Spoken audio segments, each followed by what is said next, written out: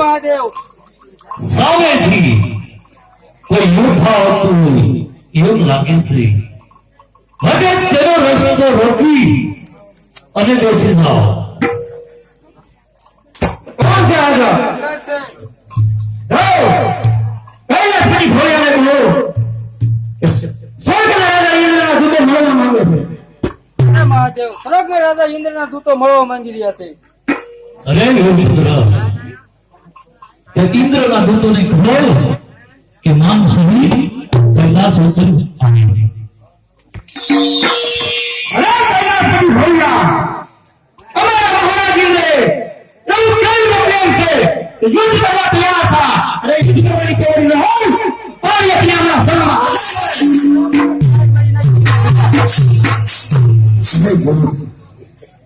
તારા મહારાજે ક્યાંય નહીં અને કૈલાસમાં તો યુદ્ધ કરવાનું મોટી. અરે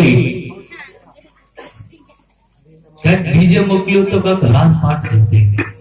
અહીંયા હું રાત કરશી, અમારી આગળ તો ભગવતી છે. અરે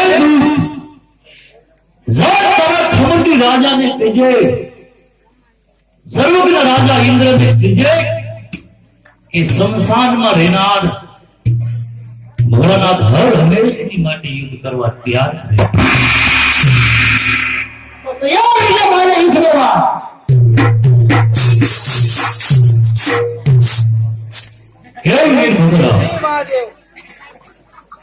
આવતીકાલે ઇન્દ્ર કૈલાસ ઉપર ચડાઈ કરવાનો છે. એટલે એવી યુદ્ધ મચાવવું કે ત્રણેય લોકમાં ખબર પડે કે આજે ભોળિયો યુદ્ધ સર્જ્યું.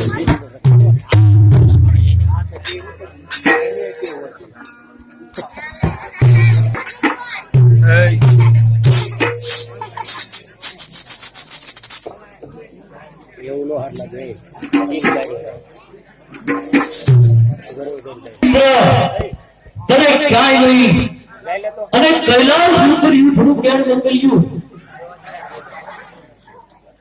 કોણ? શમશાનમાં રહેનાર ભોળિયો. હા, હું હર હંમેશની માટે શમશાનમાં રહેનાર ભોળિયો.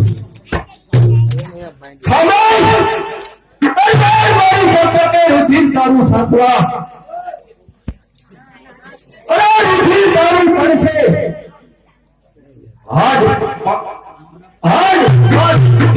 જંગલના જાનવરો પાસે શું સંસારમાં તમારી સાથે યુદ્ધ કર્યું?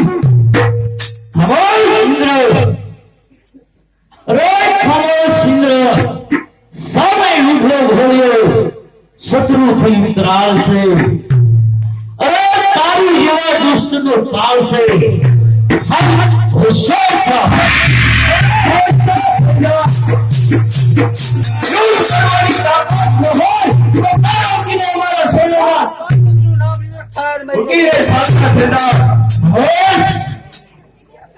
મરી પાર્વતીનું નામ લીધું છે તો ઇન્દ્રપુરી યોગના પડતર પડવી છે